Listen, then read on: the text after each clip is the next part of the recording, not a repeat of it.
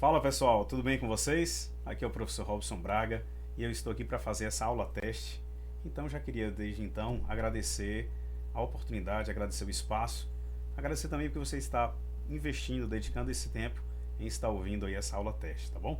Eu queria ressaltar de que nós trataremos um tema de direito administrativo e que se fosse uma aula normal, esse tema seria tratado com uma profundidade um pouco maior.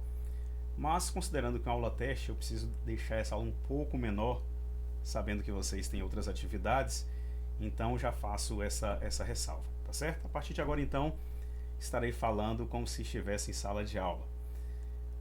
Pessoal, nós vamos tratar de um tema hoje, do direito administrativo. E veja bem, talvez se pergunte, Robson, para que estudar direito administrativo? Meu amigo, meu caro aluno, direito administrativo é um dos ramos do direito que mais cai nos concursos públicos que acontecem nesse país. Creio eu que entre 90 e 95% dos concursos públicos caem em direito administrativo. De todas as áreas. Direito constitucional e administrativo são dois ramos que caem em praticamente todos os concursos. Se eu dissesse a você que é 100%, talvez seria muito absoluto, mas é na imensa maioria. Os outros ramos do direito, como penal, como civil, os processos, aí vai depender muito do tipo de concurso que você vai fazer. Mas direito administrativo é certo que vai cair na sua prova. Então tá certo, Robson, já entendi que direito administrativo é um ramo importante. Só que eu trouxe um assunto para vocês que eu também tenho certeza que se tiver direito administrativo em teu concurso, como é a grande maioria, certamente ele vai estar presente, que é os poderes da administração pública. E dentro desses poderes existe um que mais cai, é o que mais cai com frequência, que é o poder de polícia. Então eu quero trazer para você exatamente esse tema. Mas você então deve estar então pensando, Robson, tá, entendi que direito administrativo é importante, entendi que dentro de direito administrativo, poderes sempre vai ter uma questão na minha prova de concurso, e também dentro desses poderes, o poder de polícia seria um dos mais importantes. Mas o que seria esse poder de polícia? Seria o poder que a polícia militar, que a polícia civil, que a polícia federal tem em prender pessoas, em instaurar inquéritos? A resposta é não. O nome chama-se poder de polícia administrativa. Caro aluno, existem duas outras nomenclaturas que eu queria trazer para você aqui na tela que se aplica mais ao poder de polícia. A doutrina às vezes acaba até criticando um pouco essa nomenclatura poder de polícia, e um outro nome que mais se aplicaria seria limitação administrativa, ou polícia administrativa ou limitação administrativa. Por que limitação administrativa se encaixa mais para o poder de polícia? Porque o conceito do que é poder de polícia vai te fazer entender o porquê a palavra limitação administrativa é mais adequada. Robson, tá, então o que seria esse poder de polícia? O que é o poder de polícia? Comigo aqui no slide, o poder de polícia, ele representa uma atividade estatal restritiva dos interesses privados. E em vermelho aí para você, limitando a liberdade e a propriedade individual em favor do interesse público. Doutor, doutora, perceba, o que seria então limitação administrativa? Pense comigo. Nós indivíduos, nós pessoas, usufruímos de bens, de liberdades, de direitos. Só que muitas vezes a utilização desses bens e liberdades, eles podem pôr em risco a coletividade. E é nessa hora que entra o poder de polícia. Ou melhor, é nessa hora que entra a limitação administrativa. Quer ver um exemplo? Você pode ter então comprado um terreno. Você, sei, noivo, noiva, aí do outro lado, e fala, Robson, eu quero me casar e eu quero construir uma casa. Vou comprar um terreno, adquirir esse terreno e vou construir alguns andares, porque eu quero morar em um andar e alugar os outros. Olha que coisa boa, já fazer uma renda extra, não é isso? Mas veja, imagine que você então começou a construir, contratou o pedreiro, você e sua noiva ou seu noivo fizeram o desenho, fizeram o rascunho, o croquis da sua construção e falaram assim, nós vamos construir aqui 8 andares, eu quero morar em um e alugar 7. Ok, e você começa a construir. No outro dia, quem chega à sua porta batendo? Um fiscal da prefeitura, um fiscal da Secretaria de Obras, e vai perguntar assim para você, ei, cadê o alvará de construção? E você vai falar, rapaz, eu não tenho alvará de construção, como não? E você está construindo sem esse alvará, sua obra está embargada. Você não pode construir mais até regularizar essa situação. E você vai falar assim, ô fiscal, peraí, deve estar havendo algum engano. Eu comprei esse terreno é meu. Aí você que já estuda para concurso, você que conhece direito, você vai querer arrotar um pouquinho o direito, né? Você vai falar assim, olha, eu estudei direito constitucional e a Constituição nos garante que nós temos direito à propriedade. Fiscal da Secretaria de Obras. Se eu tenho direito à propriedade, esta propriedade é minha e eu posso fazer nela o que eu bem entender. E o fiscal vai falar assim, ei, não, se você não tiver alvará de construção, você não pode construir. Sabe por quê? Porque imagine que você queira construir o seu prédio de 8 andares. Mas qual vai ser a dimensão das colunas, da estrutura, das lajes de seu prédio? Percebeu? Se a prefeitura for deixar por sua cabeça, você vai querer economizar e vai fazer uma estrutura frágil. Você vai alugar os teus 7 andares e você vai estar lá morando no 8º e esse prédio pode vir cair, matar você e todas as pessoas que você alugou. Percebe? Então veja, o que seria a limitação administrativa? Nós temos uma legislação, uma lei que estabelece os parâmetros em que você pode construir. Então você pega o seu projeto arquitetônico, pega o seu projeto estrutural, leva para o município, para a Secretaria de Obras, de Infraestrutura, e eles vão olhar se estão de acordo, se atende os parâmetros da legislação, se aquele prédio vai estar seguro, se o teu projeto tem um engenheiro que assina, atestando a responsabilidade técnica sobre aquela construção, percebe? Para garantir que você construa nos padrões adequados e que aquela construção não vai cair e matar uma série de pessoas. Então veja, é um bem seu? É um direito seu construir? É, Robson. O imóvel é seu? Também, Robson. Mas você não pode construir de qualquer maneira.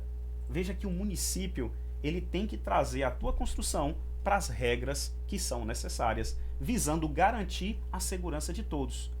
É isso que é o poder de polícia. É isso que é a limitação administrativa. É isso que é polícia administrativa. Você tem um bem, você tem um direito de construir o que quiser, mas ele vai limitar o seu direito em prol da coletividade. Ei, doutor, de novo, eu vou repetir. Você tem bens e direitos, mas a administração pública vai limitar o seu direito em prol da coletividade. Ele vai normatizar. E é por isso que você precisa, então, na Secretaria de Obras, para obter o seu alvará de construção. Quer ver um segundo exemplo para você entender ainda melhor o que é o poder de polícia ou limitação administrativa? Imagine que você amanhã queira montar um açougue. Você vai no centro de sua cidade, providencia um local, aluga um bom ponto onde tem uma boa movimentação e você coloca o nome lá, o teu açougue. Bonito, para vender carnes. No outro dia chega quem? O fiscal da vigilância sanitária. Vai bater a sua porta e perguntar: você tem um alvará da vigilância sanitária? Você vai dizer não. Quando ele vai fazer inspeção, ele pode perceber alguma irregularidade ali no teu açougue e ele pode ali interditar o teu estabelecimento. Percebe? Você vai virar para ele da mesma forma que você fez na sua construção, você vai dizer assim: fiscal, lá a Constituição me garante a livre iniciativa. Ô fiscal, peraí, você não está entendendo, fiscal, você parece que nem estudou. Eu estudo. E é um dos fundamentos da República Federativa do Brasil, a livre iniciativa. É um dos pilares econômicos desse país. Então, e como eu tenho livre iniciativa, eu abri aqui esse açougue. Mas você já parou para pensar que se a administração pública deixar as pessoas do jeito delas, da vontade delas, é bem provável que ele vai vender carne estragada, vai comprar carne mais barata, sem a devida acondicionamento, sem o devido certificado de origem, e aquela carne estragada que ele vender no açougue vai prejudicar toda uma população, vai trazer doenças para toda uma coletividade. É isso que é poder de polícia. É limitar o teu direito. Você tem o direito da livre iniciativa. Não é isso, você tem. A questão é que a administração pública limita, ela te condiciona, condiciona de em prol da coletividade. Então veja só, poder de polícia, só com que nós conversamos até agora, querido aluno, até agora, só isso que nós falamos, você já consegue responder uma série de questões só com essa informação. Sabia disso? É só você lembrar, toda vez que você pensar em poder de polícia ou limitação administrativa, que são sinônimos, você vai pensar que é limitar direito, bem e liberdade de um indivíduo em prol de uma coletividade. Simples assim. Limitou direito, em prol de coletividade, você vai marcar o teu gabarito, poder de polícia. Robson, mas então tá, então eu já entendi, Robson. Com essas informações, então eu já consigo responder uma série de questões? Claro que sim. Mas se minha prova for um pouquinho mais aprofundada? E é isso que nós então vamos conversar a partir de agora, tá bom? Já que você entendeu o que é, qual é o conceito de poder de polícia, nós vamos agora aqui para o slide e nós vamos pensar quem faz. Quem é que faz esse poder de polícia? Nos meus exemplos, eu citei a administração pública municipal. Mas quem é que faz? Quem é competente? Meus amigos, vejam, a competência para exercer o poder de polícia, ele é dividido entre União, Estados, Distrito Federal e município. E como é que se divide, Robson? Na competência de cada ente. Aqui comigo, deixa eu falar com vocês. Vamos pensar um exemplo bem didático para você entender a competência do poder de polícia. Vamos pensar no trânsito. Trânsito é um belo exemplo do poder de polícia. Quem é que faz? Quem é que faz a fiscalização? Quem é que faz o poder de polícia nas rodovias federais? E você deve estar respondendo aí do outro lado, Robson, é a Polícia Rodoviária Federal. E é exatamente isso. Nas BRs, nas rodovias que são federais, que são da União, quem exerce o poder de polícia, quem tem competência, é justamente a Polícia Rodoviária Federal, que é um órgão da União para exercer esse tipo de controle. Por outro lado, se você estiver passando em uma rodovia estadual, em uma BA, em uma ES, em uma MG, quem vai exercer o poder de polícia de trânsito ali serão normalmente as polícias estaduais, as polícias militares. Normalmente elas têm uma companhia especializada nessa área de atuação. E para fechar, pense em teu município. No seu município, quem exerce o poder de polícia no trânsito são os guardas municipais. E normalmente os guardas municipais eles têm um braço que cuida da parte de trânsito. Então a competência é dividida assim no trânsito, é dividido assim no meio ambiente também, a fiscalização ambiental, a fiscalização sanitária. Então a competência, quem faz poder de polícia, são os três entes, União, Estados e DF e municípios, porém cada um em sua área de atribuição. Robson, tá, mas como é que se faz? Quais são as formas em que o poder de polícia é exercido? Doutores, doutoras, nós temos duas formas. Nós temos o preventivo e nós temos o repressivo. Aqui na tela comigo, me acompanhe. Veja, o poder de polícia preventivo, ou o particular, você, indivíduo, necessita de uma autorização da administração pública para utilizar determinados bens ou para exercer determinadas atividades. Aqui comigo. Meu amigo, o poder de polícia ele é preventivo. Uma das formas é ser preventivo. E como o próprio nome já diz, antes de você fazer o ato, antes de você exercer o seu direito, antes de você usufruir o seu bem, você necessita de um consentimento da administração pública. É o que nós chamamos, dentro de ato administrativo, que você já deve ter estudado, os chamados atos de consentimento. E nós temos dois tipos principais de atos de consentimento. Nós temos as autorizações e as licenças. E você deve estar falando, Robson, é verdade. Eu acho que eu já estudei esse assunto, Robson. Eu só não estou muito lembrado qual a diferença entre autorização e entre licença. Pois é, me acompanha aqui, vem aqui comigo na tela. Veja, autorização, ele é um ato administrativo, como a maioria, né, daquilo que a administração pública faz são atos administrativos. A autorização é um ato administrativo discricionário e precário. Vou lhe explicar melhor aqui comigo o que seria esse discricionário e precário. O que é algo discricionário? Você deve estar se lembrando, já que você começou a estudar os poderes da administração pública. Discricionário são os atos da administração em que a administração ela faz um juízo de oportunidade e conveniência para lhe conceder. Ou seja, autorização é algo que você não tem um direito absoluto. É a administração que analisa e, se preencher os requisitos e se para ela for oportuno e conveniente, então ela te concede. Isso é que é discricionário. E daqui a pouquinho eu vou te dar o exemplo que vai ficar mais claro. Eu só quero te explicar agora o que é precário. O que seria um ato precário? Precário são os atos em que eles não têm definitividade. Você obtém aquele ato da administração, porém ele não é definitivo. Significa que se amanhã a prefeitura, o Estado, a União quiser retirar aquele ato, aquela autorização de você, isso é possível e inclusive normalmente sem necessitar de indenização. Vou citar aqui um exemplo de um ato, de uma autorização discricionária e precário. Pense você em um município em que um prefeito em determinada gestão, ele fez uma praça e naquela praça ele tinha quiosques. Ele fez quiosques. A própria prefeitura fez. E uma vez feitos esses quiosques, ele falou assim, olha, eu vou precisar de particulares para estarem nesses quiosques, porque ali vai comercializar bebidas, lanches, enfim, não é? Para poder atender a população. E aí algum particular se candidata, consegue a autorização para utilizar aquele quiosque. Ele obtém uma autorização do município. Uma autorização discricionária que o município poderia dar ou não para ele, mas o município concedeu. E é precário porque em algum momento pode ser que a administração não mais queira. Imagine você, isso aconteceu em meu município. Imagine você que amanhã, quando eu falo amanhã, alguns anos depois, aquela praça já mais deteriorada, não é? já mais ultrapassada, e um outro gestor público queira dar uma revitalização naquele espaço público.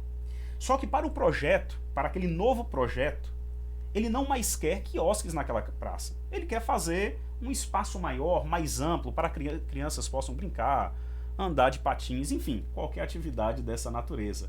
Então, no novo projeto, não cabe mais quiosque. Mas aí você pergunta, Robson, mas espera aí, e as pessoas, e o particular que estava naquele quiosque, né, ali, tendo a sua atividade?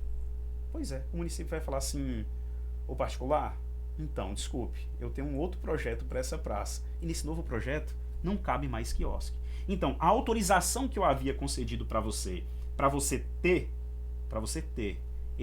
usufruir desse quiosque, não mais existe. Tá certo? Eu estou querendo esse espaço público e ele vai então e extingue aquela autorização. Percebeu? Ele extingue. Isso é que é o caráter precário da autorização.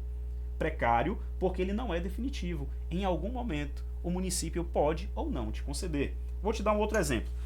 Se amanhã você quiser casar, você fala assim, eu quero fazer uma festa de arromba na minha rua. E eu quero pedir uma autorização para a prefeitura para eu fechar a rua porque eu quero fazer um evento. É um direito seu de fechar a rua? Eu tenho certeza que você está respondendo que não. Então, a prefeitura pode te conceder essa autorização ou não. É por isso que isso é um título precário. É uma autorização porque ela é discricionária, pode conceder ou não, e precário porque ela não tem ar ou grau de definitividade. Robson, eu quero me casar na praia amanhã, na praia mais movimentada do Rio de Janeiro, eu quero me casar. Será que o município vai te conceder essa autorização? Porque está na mão dela, é discricionário. É discricionário, é um juízo de oportunidade e conveniência, tá bom? Então, a autorização são atos que você tem interesse e você vai buscar ali da administração pública para você exercer. Eu citei exemplo de fechar uma rua, eu citei exemplo de casamento em uma praia, mas poderia ser, como acontece nos municípios, de colocar cadeiras, né? Depois das 18 horas, os bares costumam colocar cadeiras em passeios nas calçadas. A calçada não é daquele estabelecimento. Calçada é um logradouro público. Então, para ele colocar cadeiras ali, necessariamente o município tem que autorizar. Aqui em meu município, na minha cidade, nós temos uma pracinha que é no final de uma avenida e de vez em quando algumas lojas colocam estandes, expõem algumas coisas ali. Ora, para expor precisa de uma autorização do município. É discricionário. O município pode conceder ou não.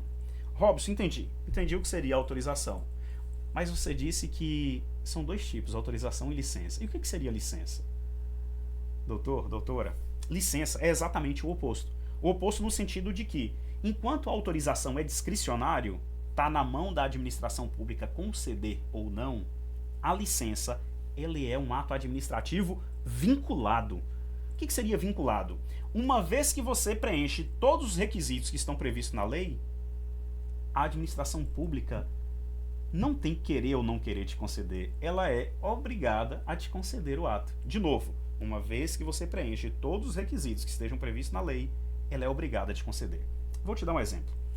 Se você completou 18 anos de idade, se você fez um exame psicotécnico, exame de vista, se você fez o exame de rua, se você cumpriu todos os requisitos para tirar a sua carteira nacional de habilitação, cumpriu todos, o Detran não pode falar assim, ei, eu não quero te dar a habilitação.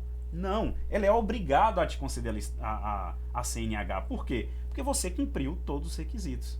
Então, significa dizer que a CNH é uma espécie de licença. Ela é vinculada, uma vez que você cumpriu todos os requisitos, ela tem que te dar. Uma outra característica da licença, a primeira é vinculada. A segunda é de que ela é definitiva. Lembra que eu falei para vocês que na autorização é título precário? Já na licença é em título definitivo. Então a sua CNH é definitiva. Uai, Robson, quer dizer que nunca pode tirar minha CNH? Calma, entenda. Quando eu digo definitivo, é se tudo ocorrer de acordo com a lei. Robson, mas você deve estar enganado, porque a CNH de tempos em tempos, 5 anos eu tenho que renovar. Perfeito, você tem que renovar. Mas você não tem que cumprir todos os pré-requisitos iniciais. Você já tem a CNH. Você só precisa renovar para comprovar que você está bem de visão, que você está psicologicamente também adequado, entende? Mas aquela CNH ainda é sua. É por isso que ela é vinculada e definitiva. Então, duas formas que nós conseguimos fazer poder de polícia preventivo, através de autorização e através da licença. Eu quero só dar mais 2 exemplos para a gente fechar esses aqui, e eu vou utilizar esse exemplo com arma de fogo. Arma de fogo. Segundo o decreto do governo anterior, as pessoas, e segundo o Estatuto do Desarmamento, nós temos alguns requisitos para você ter a posse de arma. Posse seria uma espécie de licença. Por quê? Porque se você tivesse, eu não vou me lembrar agora de cabeça todos os requisitos, mas se você tivesse mais de 25 anos, se você fez o psicoteste, se você fez o curso de tiro, os cursos necessários, então os cursos técnicos, e cumpriu os outros requisitos, a administração pública tem que te dar a posse. Não está no querer dela. Se o seu município tiver mais que, salvo engano, 25 mortes por 100 mil habitantes, ou seja, cumpriu todos os requisitos, a administração simplesmente não pode falar, olha, não quero te conceder a posse. Ela tem que te dar. Se você preencher os requisitos, é um direito seu. E se é um direito, se preencher os requisitos tem que te dar, significa que a posse de arma é uma espécie de licença. Por outro lado, o porte, que é aquela possibilidade de você andar, você particular, andar com uma arma na cintura, o porte, ela não é vinculado. Ela é uma espécie de autorização. Por quê? Porque ela é um ato discricionário. O delegado de polícia, ele vai querer falar com você, ele vai querer te ouvir para entender o porquê você quer andar com arma na cintura. Ele pode te conceder o porte ou não. É a critério da administração. Entendeu? A diferença entre licença e autorização? Com essa informação aqui também você consegue matar uma série de questões que sempre tentam explorar a diferença entre a autorização e a licença. Mas seguindo, meus amigos, nós falamos então do poder de polícia preventivo. Antes de você praticar o ato, você precisa de um consentimento da administração. O outro viés, a outra forma de se praticar o poder de polícia é o que está na tela aí para você, o poder de polícia repressivo. Veja, enquanto o preventivo é antes da prática do ato, obviamente o repressivo ele é exercido depois ou concomitante ou posteriormente o ato. É o poder de polícia repressivo. E esse repressivo ele é exercido através das sanções administrativas. Aqui comigo, como assim sanção administrativa, Robson? Vamos supor que você já tem a sua CNH em mãos. Então você já tem aquela licença para dirigir ou para pilotar motos. Mas amanhã você está passando no centro da sua cidade sem o seu cinto de segurança.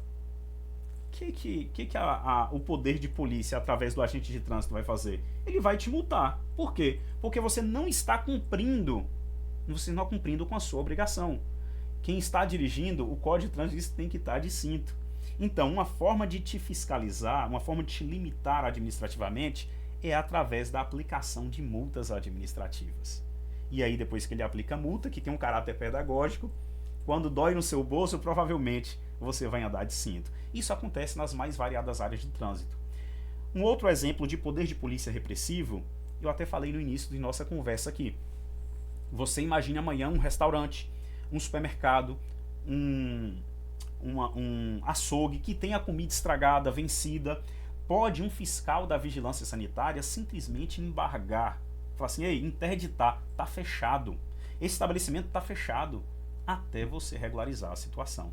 Eu vou te trazer um outro exemplo aqui, se você gostar um pouquinho de futebol. Eu não sei se você se lembra, salvo engano, na Copa América, na última Copa América que teve aqui no Brasil, ou foi nas eliminatórias para a Copa, me bateu dúvida agora. Tinha um jogo Brasil e Argentina, e era ainda na época da Covid, e os jogadores da seleção argentina não apresentaram os atestados de vacinação. Entrou um fiscal da vigilância sanitária da Anvisa e simplesmente parou o jogo. Se recorda? Não teve jogo. Um fiscal parou o jogo da seleção brasileira com a seleção da Argentina. Isso é um típico exemplo do poder de polícia repressivo. Ora, será que eles não tinham o direito de jogar? Tinham. Mas ele estava limitando o direito daqueles jogadores, né, das duas confederações, em prol da coletividade, pois estávamos passando uma situação sanitária difícil, não só no Brasil, mas como todo mundo. Isso é um exemplo típico do poder de polícia repressivo. Embargo de obra, interdição de estabelecimento, tudo isso é o poder de polícia na sua versão repressiva. Continuando então, e aqui na tela comigo, nós temos algo que é muito importante dentro do poder de polícia, que é o ciclo de polícia, ou as fases da atividade de polícia. A nossa doutrina, ela divide essas fases, ou esse ciclo de polícia, em 4. Primeiro, ordem de polícia, ou legislação. Segundo, consentimento de polícia. Terceiro, fiscalização de polícia. Quarto, sanção de polícia. Aqui comigo vamos conversar um pouquinho sobre cada um desses ciclos, cada uma dessas fases do poder de polícia. Doutora, olha, o que seria a ordem de polícia ou legislação? É a primeira fase. É a primeira fase dentro da limitação administrativa. E ela dá a base, ela dá o fundamento legal para as demais etapas. Se você se recordar, quando você estudou direito constitucional, está lá no artigo 5º que ninguém é obrigado a fazer ou deixar de fazer algo, senão em virtude de lei. Ninguém é obrigado a fazer ou deixar de fazer algo, senão em virtude de lei. Ora, então significa que para nós obrigarmos alguém a fazer ou se abster de algum ato, tem que ter alguma norma legal que dê fundamento, que dê sustentação para essas outras atividades.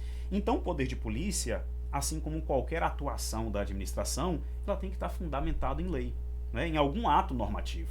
Então, a ordem de polícia ou legislação seria exatamente isso. E para exemplificar, vamos pensar que para você construir, e eu falei do alvará de construção, a primeira coisa que tem que ter é um código municipal de obras e postura. É naquela lei que vai estar baseado quais são os requisitos para você poder construir. Quer ver um outro exemplo de ordem de polícia ou legislação? O nosso Código de Trânsito Brasileiro e os decretos que o regulamentam. Então, eu falei de uma CNH, mas está previsto aonde? Eu falei de uma aplicação de multa porque você não estava utilizando o cinto, ou porque você não estava utilizando o capacete. Tá, Robson, mas é onde está fundamentado essa aplicação dessa multa? No Código de Trânsito Brasileiro. Percebeu? Então, o primeiro ciclo é a ordem de polícia ou legislação, que é onde dá fundamentação legal para as outras fases. A segunda fase, ou o segundo ciclo de polícia, é o chamado consentimento de polícia. O que seria o consentimento?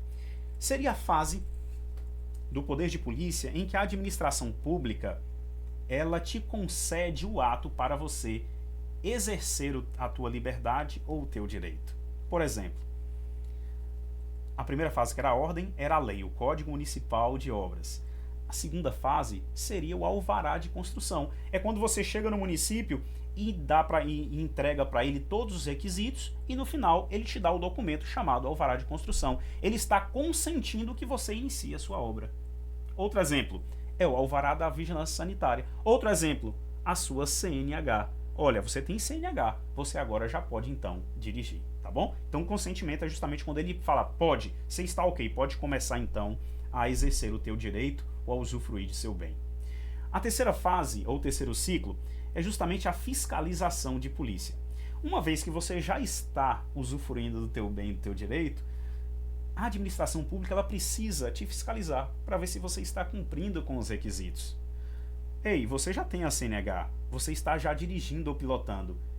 Eu só tenho que verificar se você está agora utilizando o cinto, se você não está ultrapassando em faixa dupla, entendeu? Se você está na velocidade correta da via. Você já tem o teu alvará de construção. Eu tenho que verificar se você está construindo conforme o projeto apresentado. Eu tenho que fiscalizar o seu restaurante para ver se tudo que está ali, a comida está com prazo de validade ok. Esse é o terceiro fase, que é a fiscalização. E a quarta fase seria a sanção. A sanção acontece quando você, na fase de fiscalização, ficou demonstrado para a administração pública que você não estava cumprindo algum dos requisitos. Então, se a via só era 60 km e você passou a 80, multa. Se a tua obra está irregular, vamos embargar essa obra. Se o seu carro está parado em frente a um hospital, vamos remover esse carro daí e levar para o pátio. Porque não pode estar na frente de um hospital, entendeu? A sanção já é justamente a aplicação daquilo que está previsto em lei. São multas, são embargos, são interdições. Tudo isso são exemplos de sanções. Então, esses 4 fases é o que nós chamamos de ciclo de polícia. Dando continuidade, nós vamos falar sobre atributos do poder de polícia.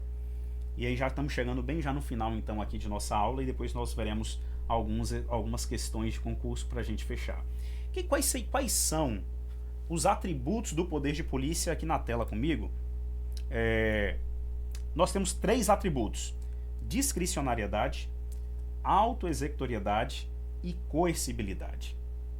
Doutores, o que seria aqui comigo discricionariedade? Porque o poder de polícia ele é discricionário. Robson, você falou há poucos minutos atrás que discricionário é quando a administração pode ou não fazer, ou ele tem liberdade de escolha. É isso então que seria a discricionariedade do poder de polícia? Então, o poder de polícia em si, assim como os outros poderes da administração pública, eles têm que ser exercidos, porque é um chamado de poder-dever. Então veja, não pode um fiscal observar uma irregularidade e falar assim, não vou aplicar a multa não vou fazer nada não, estou vendo ali a ilegalidade, mas estou fingindo que nem estou vendo. Não pode. Ele tem que agir. Uai, Robson, então como assim é discricionário? Veja, apesar de ser um dever de exercer o poder de polícia, a discricionariedade desse poder de polícia está na forma de atuação. Então, por exemplo, pense você, fiscais da vigilância sanitária, do setor de obras do município. Ele pode falar, hoje ou essa semana, nós vamos fiscalizar o bairro tal. Na outra, o bairro X. Então ele tem discricionariedade para poder fazer a sua atuação. Já viram a polícia militar ou os órgãos de trânsito? Eles fazem as blitz de acordo com a discricionariedade deles. O entendimento, o estudo, onde vai ser melhor, qual horário, eles têm essa margem de liberdade. E uma outra margem de liberdade é que muitas vezes a lei fala assim, olha, em determinada situação, você pode aplicar a multa de X até Y. Veja que a lei já dá essa margem de escolha. E se você tem margem de escolha, isso é discricionário. Você vai olhar lá na realidade qual é a gravidade daquela situação e você então aplica a multa entre X e Y. Por isso que é discricionário. O segundo atributo é a autoexecutoriedade. O que seria esse atributo desse poder de polícia? O que é algo executório? Tudo que é auto é aquilo que faz por si mesmo, não é isso? Então, autoexecutório, a própria administração pública consegue executar sem necessidade de uma ordem judicial. Quer ver o exemplo? Trazendo a construção de novo aqui para a nossa conversa. Pense comigo. Se um prédio está sendo construído de forma irregular e já está ali pronto para cair, desabar, você acha que a administração precisa ir no judiciário para pedir uma ordem judicial para mandar embargar, interditar aquela obra? Claro que não. Porque é daqui que ele entra na justiça, daqui que o juiz despacha, conceda liminar, o prédio já caiu. Então, a própria administração, ela pode, ela mesma, sem uma ordem judicial, simplesmente embargar. Você já viu o carro na frente do pronto-socorro? Você acha que precisa o órgão de trânsito pedir, excelência, né, senhor juiz, excelentíssimo senhor juiz, venham pedir autorização para remover aquele carro do local indevido? Claro que não. Ele vai ligar para o guincho, chamar o guincho o guincho vai pegar aquele carro e vai retirar. Isso que é autoexecutoriedade. Percebeu? Vamos fazer a apreensão de uma mercadoria que está ilegal, vencida. Autoexecutoriedade. E por fim, o terceiro atributo é a coercibilidade. A coercibilidade é o atributo do poder de polícia em que ela impõe a você sem necessitar de sua concordância. E ela tem meios para poder fazer você se adequar àquela norma de polícia. Então, ela utiliza de meios diretos, como a autoexecutoriedade, ou de meios indiretos, como multa, como interdições, como embargos. Tá certo, doutores? E para fechar, vamos falar aqui na tela comigo sobre o poder de polícia originário e delegado. O que seria um poder de polícia originário e delegado? E é muito simples. O poder de polícia originário é aquele poder de polícia exercido pela própria administração pública direta. E você que já estudou a organização da administração pública, você vai lembrar a diferença entre a administração direta e a administração indireta. Robson, me relembrei, quem é a administração direta no Brasil? São os entes políticos: União, Estados, Distrito Federal e municípios. Todos esses entes e todos os órgãos que fazem parte dele é a administração direta. E o poder de polícia originário é exercido exatamente por essa administração direta. Então, por exemplo, Polícia Rodoviária Federal é administração direta? A resposta é que sim. Por quê? Porque ela faz parte da União. União, que é dividida em ministérios, Ministério da Justiça, um dos órgãos do Ministério da Justiça é a Polícia Rodoviária Federal, administração direta. Perfeito? Por outro lado, o poder de polícia delegado, ela está presente não na administração direta, mas sim na administração indireta. 4 exemplos ou 4 entidades da administração indireta. Vejam, autarquias, Robson me deu um exemplo: IBAMA, ICMBio, tudo são autarquias. Os conselhos de fiscalização como o CREA, fundações, FUNAI, as universidades públicas, boa parte delas são fundações. Sociedade de economia mista, qual é o exemplo, Robson? Banco do Brasil, Petrobras. E empresa pública, os exemplos são Caixa Econômica e Correios, entre outros, né? Esses são os mais conhecidos. Então, o poder de polícia delegado é o poder de polícia exercido por essa administração indireta. Então, quando o IBAMA, que é uma autarquia, e ele fiscaliza a parte ambiental, aquilo é poder de polícia, aquilo é limitação administrativa. Você tem uma fazenda e você deveria ter 20% de reserva legal e você não tem. Você está desmatando a área de preservação permanente e o IBAMA pode chegar lá e te multar. Percebeu? Típico poder de polícia. E é um poder de polícia delegado porque quem está exercendo não é a administração pública direta, é a administração pública indireta através de uma autarquia chamada IBAMA. Mas se você percebeu, eu falei de 4 entidades da administração pública indireta. 4. Falei de autarquias e falei de fundações. Doutora, veja que fundação e autarquia, elas são entidades de direito público. Assim como a administração direta, elas são de direito público. A questão é que dessas 4, tirando autarquia e fundação, as outras 2, sociedade de economia mista e empresa pública, elas, apesar de ser administração pública indireta, elas são de direito privado. Aí a pergunta que se faz é: Robson, pode uma entidade de direito privado receber uma delegação para exercer poder de polícia? Percebeu a pergunta? Porque normalmente quem faz poder de polícia são órgãos e entidades de direito público. Então, PF, PRF, falei para você de vigilância sanitária, de secretaria de obras, tudo isso é administração pública direta de direito público. Falei para você do IBAMA, do ICMBio, falei dos conselhos de fiscalização, tudo isso são de direito público. Polícia Militar, de direito público. Tá, e o de direito privado pode fazer poder de polícia? Vocês não fazem ideia de como isso já deu pano para manga. Isso foi parar no Supremo Tribunal Federal e ele pacificou o entendimento. O que que acontece? O que chegou até lá? Qual foi o caso, para a gente encerrar? Na cidade de Belo Horizonte foi criado uma sociedade de economia mista chamada BH Trans. Essa BH Trans, ela ia cuidar do trânsito de Belo Horizonte. E ela fazia tudo do poder de polícia. E alguém ficou insatisfeito e levou isso para ajuizou essa ação e isso foi parar no Supremo Tribunal Federal em tese de repercussão geral. Doutores, o que o STF então entendeu e pacificou?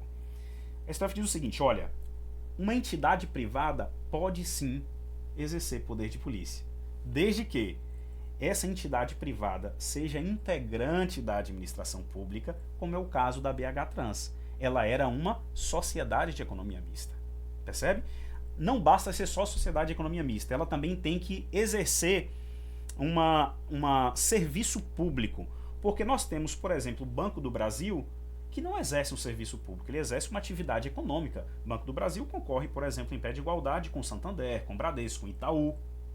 Então, se for uma sociedade de economia mista que exerce uma atividade econômica, não pode. Tem que ser uma sociedade de economia mista que exerce um serviço público. E aí pode. Em que os seus servidores passem por concurso público, tá certo? Em que os seus bens sejam afetados para o serviço público. Então, apesar de ser de direito privado, ela é uma empresa voltada para a prestação de um serviço público.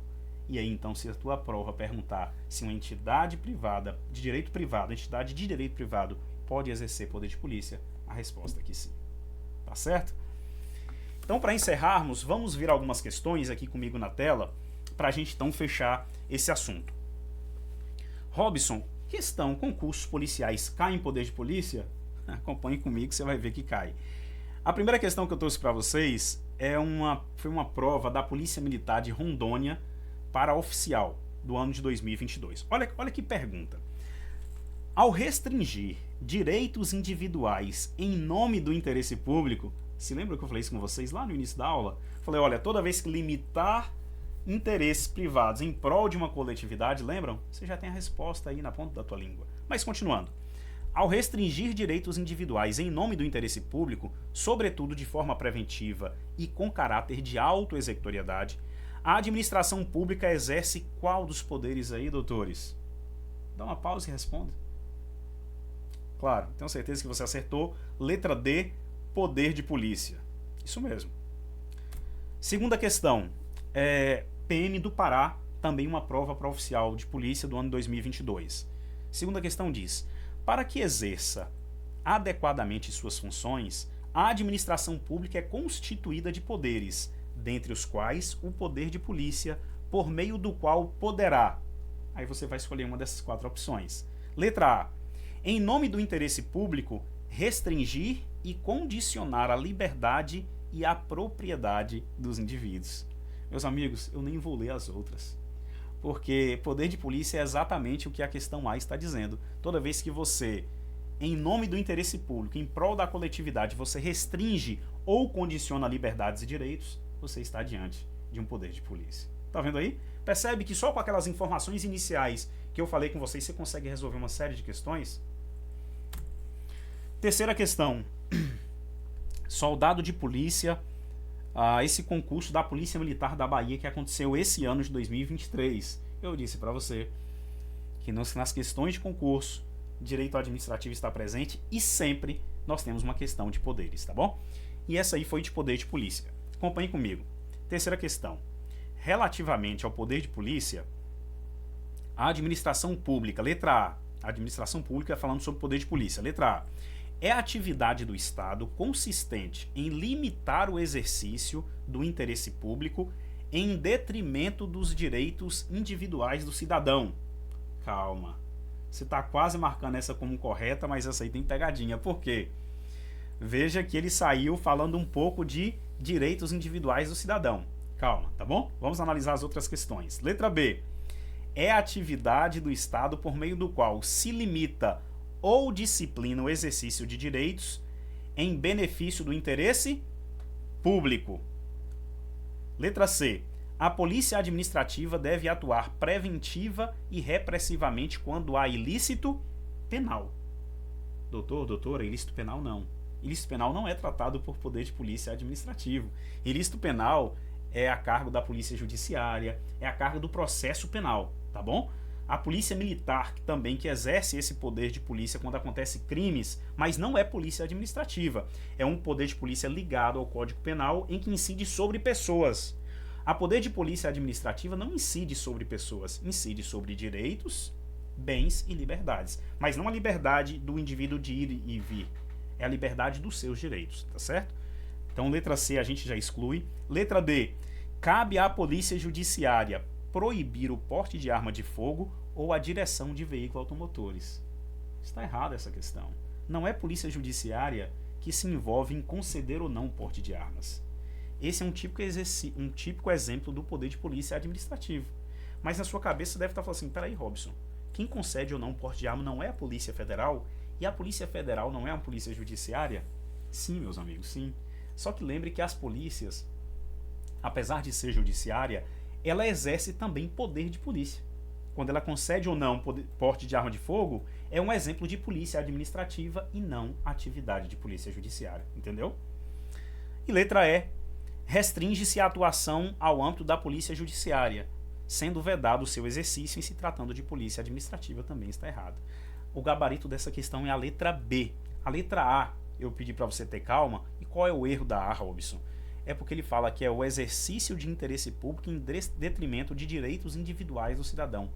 Calma, toda vez que tiver muita limitação de direito individual, direitos e garantias fundamentais, você já fica com a antena ligada para essa questão, tá certo? Porque a ideia do poder de polícia não é infringir, não é retirar direitos e garantias individuais do cidadão. Não é isso. O que ele vai fazer é limitar e condicionar, tá certo? Gabarito da questão, letra B. Atividade do Estado por qual se limita ou disciplina o exercício de direitos em benefício do interesse público. E para a gente fechar, quarta questão, acerca dos poderes da administração pública, também concurso da Polícia Militar da Bahia, no ano de 2020, aí na tela está dizendo o seguinte. Inciso 1, aqui o inciso 1 diz, a polícia administrativa rege-se pelo direito administrativo. Perfeito, até aí 100%. Incidindo sobre bens, direitos e atividades. Também está correto. Então, primeira assertiva correta. Segunda assertiva, costuma-se apontar como atributos do poder de polícia a discricionariedade. Sim, nós vimos ali no penúltimo slide, a discricionariedade, a autoexecutoriedade e a coercibilidade. Certíssimo essa segunda assertiva. E a terceira, a polícia judiciária rege-se pelo direito processual penal, incidindo sobre pessoas. Também está correto, amigos. Polícia judiciária não é polícia administrativa. Polícia judiciária não é direito administrativo, é direito processual penal e incide sobre pessoas. Então, se os três estão corretos, logo o gabarito aqui é a letra A. As afirmativas 1, 2 e 3 estão corretas. Meus amigos, muito obrigado. Nossa aula encerra aqui. Muito obrigado aí pelo seu tempo. Obrigado por estar assistindo essa aula teste. Grato. Até a próxima.